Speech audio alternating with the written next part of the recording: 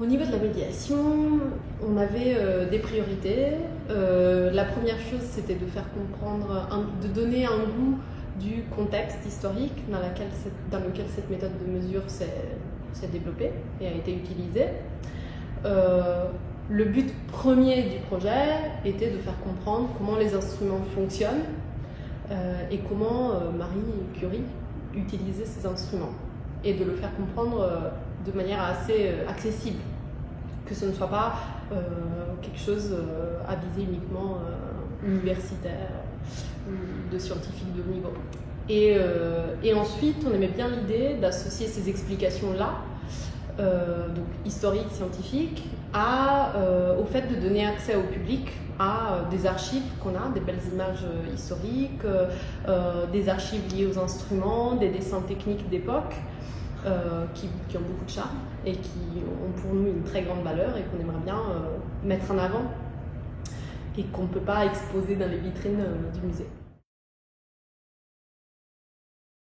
La bande dessinée, ça nous a plu parce que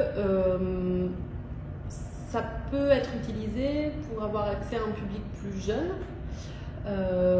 mais la bande dessinée et les dessins de Guillaume sont plutôt tout public, c'est des très beaux dessins, le style est très sobre, il y a un côté un peu nostalgique qu'on aimait bien, qui va bien avec le musée. Et donc c'était aussi les dessins, le style de dessin de Guillaume Reynard qui nous a orientés vers ce type de support-là. Mais c'est sûr qu'on espère que ça rendra la vitrine de la méthode Curie moins impressionnante pour le jeune public, en tout cas. Alors, ma partie préférée est la partie dans laquelle j'aimerais bien être, c'est-à-dire le moment où tous les petits personnages se trouvent dans une spirale à la Vertigo et finissent dans la vitrine.